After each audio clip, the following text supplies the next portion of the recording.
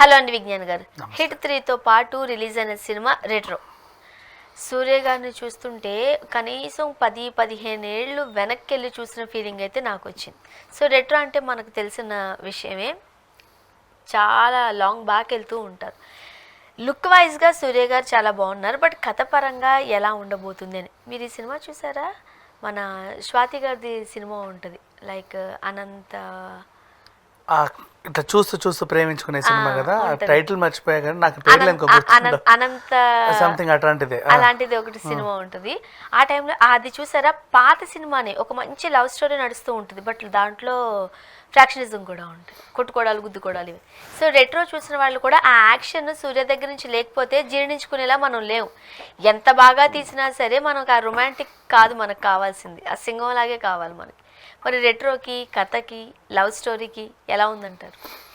ఇది 70s 80s 90s and ఇంకా 90 వరకు ఎందుకు లేకని ఆటే బ్యాక్ డ్రాప్ యాక్చువల్గా చెప్పాలి అంటే. అండ్ సూర్య గారు అంటే ప్రయోగాలు బీభత్సంగా చేస్తూనే ఉంటాడు, తన్ని తను మార్చుకుంటూనే ఉంటాడు.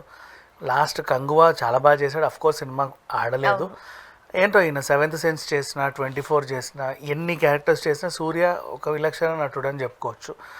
It's a very good perform. నాకు కూడా చాలా ఇష్టం. సింగం సిరీస్ అయితే నాకు చాలా ఇష్టం.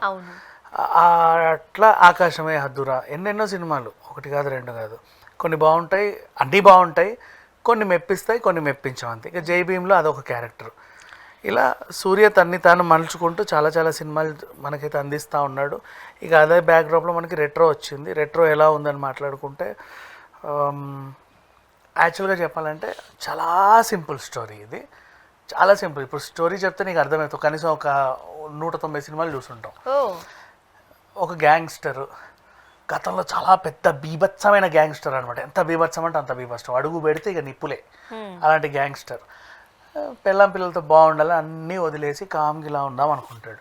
మంచిగా వదిలేసి బయటకు వచ్చి ఏదో చిన్న చిన్నగా నలుగురికి మంచి చేద్దామని అందరినీ నవ్వుకుంటూ పలకరిస్తూ తిరుగుతూ ఉంటాడు.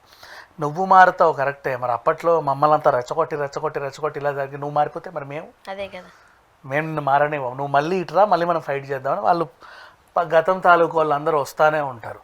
అసలు ఈయన గతం ఏంటి, వీళ్ళకున్న పగలేంటి, ఆ సినిమాకి హీరోయిన్కి ఉన్న సంబంధం ఏంటి, ఈవిడబడ్డ ఇబ్బందులు ఏంటి, ఇదంతా కథ. దీంట్లో ఏమన్నా కొత్తదనం ఉందా? లేదు. బేసిక్ అన్ని సినిమాల్లానే ఉంది కదా, చాలా సినిమాలు ఇదే స్టోరీ, కానీ అన్ని సినిమాల కంటే కొత్తగా ఉంటుంది ఇది. ఓకే, అలా మలిచాడు కార్తిక్ సుబ్బరాజ్. డైలాగ్స్లో కానీ, తీతలో కానీ, స్క్రీన్ ప్లేలో కానీ, అన్నీ ఏ యాంగిల్లో చూసినా ఒక కొత్త సినిమా చూసిన ఫీలింగే ఉంటుంది. అలా తీసుకెళ్ళిపోయాడు. అండ్ నెక్స్ట్ ఇంకా క్యారెక్టర్స్ గురించి మాట్లాడుకుంటే, పూజా హెగ్డే ఇప్పటి వరకు ఏంటంటే జస్ట్ అలా రావడం, హీరోని చూసి పల్లిగిలిచ్చి నవ్వడం, 2 పాటలు అటు ఇటు గెంతడం, వెళ్ళిపోవడం. ప్రతి సినిమా అలాగే చేసింది.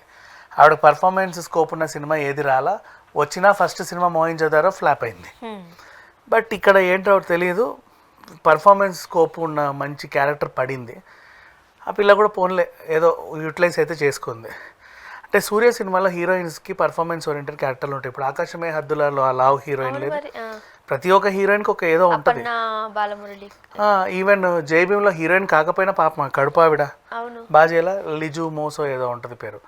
సో ఇట్లాంటి వాళ్ళు, సో లేడీస్కి మంచి ప్రిఫరెన్స్ ఉంటుంది. ఇందులో కూడా మంచి క్యారెక్టర్ పడితే పూజ బాగా చేసింది. ఆమె కొత్త ఇలాంటి క్యారెక్టర్లు ఇంతకుముందు ఎప్పుడు చేయలే కదా, మేకప్ వేసుకొని నవ్వడమే, డాన్స్ వేయడమే తెలుసు. లేదు అరవింద సమేతలో ఆమె చెప్పే డైలాగ్స్ వల్లే కథ తిరుగుతుంది, బట్ యాక్షన్ ఏముండదు. అదే అంటున్నా, ఏదో ముక్కు మూతి అయితే తిరగదు సరిగ్గా, ఏమంటారు, తన చెప్పే మాటల వల్లే కథ తిరుగుతూ ఉంటది, అంతే కదా. అంతే, బట్ ఎప్పుడు అంత ఇదిగా పర్ఫార్మెన్స్ ఓరియంటెడ్ సినిమాలు చేయాలి, దీంట్లో చేసింది. అండ్ నెక్స్ట్ అలాగే చూసుకుంటే మిగతా క్యారెక్టర్స్ అన్నీ కూడా అందరూ చాలా బాగా చేశారు. ఒకరు ఇద్దరు అని ఏం చెప్పలేము, ఈచ్ అండ్ ఎవ్రీ క్యారెక్టర్ బాగుంది. అండ్ పాటలు మెయిన్ ప్లేస్ సినిమాకి. పైగా ఒక పాట ఆల్రెడీ యూట్యూబ్లో 40 లక్షల వ్యూస్ ఏవో తెచ్చుకుంది, ఇంకా పాటలు రన్ అవుతానే ఉన్నాయి. కెమెరా పనితనం అయితే నిజంగా అక్కడ తీసుకెళ్ళిపోయాడు నిన్ను. ఇది 70s జరుగుతున్నట్టు, మనం కూడా 70s ఉన్నట్టే. ఆర్ట్ వర్క్ని మెచ్చుకోవాలి ఎప్పుడైనా సరే. కొన్ని మిస్టేక్స్ ఉంటాయి అప్పుడప్పుడు. ఎట్లా అంటే ఇప్పుడు పుష్పలో చేశారు తెలుసా, పుష్ప రెట్రో మూవీ యాక్చువల్గా, కానీ దాంట్లో జరిగిన మిస్టేక్ ఏంటంటే, రే శ్రీవల్లికి కళ్యాణ్ జ్యువెలర్స్ నుంచి నగలు తెప్పిమంటే, అప్పుడు ఎక్కడదే కళ్యాణ్ జ్యువెలర్లో, కదా అట్లాంటి మిస్టేక్లు అవుతాయి. అండ్ దీంట్లో అవ్వల. కాకపోతే ఒకట్లే రెట్రో అయినా సరే ఇప్పటికీ ఆయా గ్రామాలలో ఆయా తండాలలో లేకపోతే అక్కడ అలా ఉంటున్నారేమో అని అనుకోవాలి. రెట్రో సినిమాలు వేసినప్పుడు అలా అనుకుంటే జపాన్ పోలే వాళ్ళు మనోళ్ళు పోస్టర్స్ వేసినప్పుడు ఇప్పుడు మహానటిలో లక్స్ అని, జిందా దెలిస్మర్, అశ్విని హెయిర్ ఆయిల్ అవును అవి వేసేవాళ్ళు. అవును అలాగే ఉండాలి. మరి అప్పట్లో అవే కదా. అదే గోల్డ్ స్పాట్ ఈ యాడ్స్ వేసుకునే వాళ్ళు. ఇంకా కోల్గేట్ యాజ్ యూజువల్ ఎప్పుడైనా వేసుకో. ఇప్పుడు కొన్ని సినిమాలో చూడండి మన కోల్గేట్ పౌడర్ ఇస్తారు.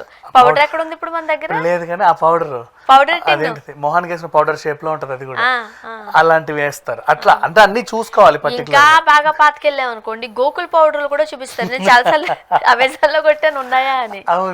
ఇప్పుడు దొరుకుతాయి అమెజాన్ ఉంటాయి, మనకు డైరెక్ట్ గా దొరకదు. కోల్గేట్ పౌడర్ కావాలన్నా, గోకుల్ పౌడర్ ఫేస్ కి రాసుకునేది కావాలన్నా మనకు అప్పుడే దొరుకుతాయి. సో ఇట్లా ఆర్ట్ వర్క్ కి అన్ని మార్క్స్ ఇచ్చేయచ్చు. ఇంకొకటి కూడా చెప్తా.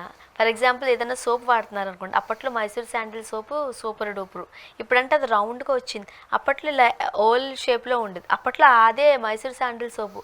ఇప్పుడు మైసూర్ శాండిల్ రౌండ్ది పెట్టి అప్పుడు చూపించామనుకో దొరికిపోతుంది కదా. ఇలాంటివి చిన్న చిన్న మిస్టేక్సే, బట్ ఇందులో బాగా చూపించారు. అండ్ ఉన్నట్టుగానే అప్పట్లో ప్రతి ఫుడ్ కూడా టిన్నుల్లోనే వచ్చేది, ప్యాకెట్స్ లేవు. అవును, టిన్ను డబ్బాలే అన్ని ఇట్లా టప్ టప్ టప్ టప్ టప్ అని కొట్టి తీసి అది స్టీల్ క్యారేజీలు.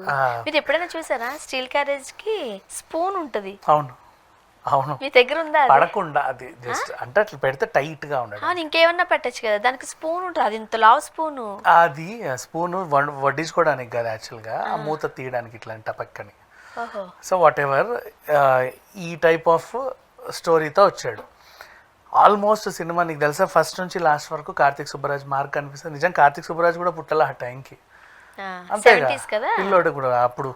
అయినప్పటికీ అక్కడ ఉన్నటువంటి ఇమాజినేషన్తో అన్నీ కూడా చాలా పర్ఫెక్ట్గా దింపాడు.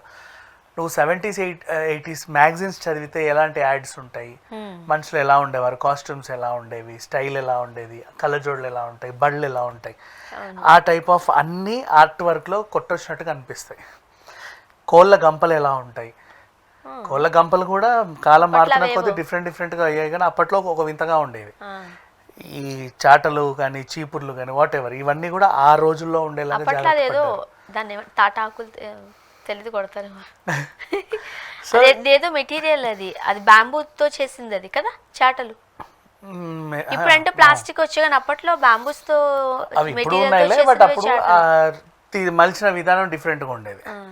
సో ఈ టైప్ ఆఫ్ స్టోరీ నిజంగా సూర్య కమ్బ్యాక్ అని చెప్పుకోవచ్చు. కంగువాతో ఎంత అయితే నష్టపోయారు నిర్మాతలు నాకు తెలియదు, కానీ ఈ సినిమాతో మాత్రం సూర్య బౌన్స్ బ్యాక్.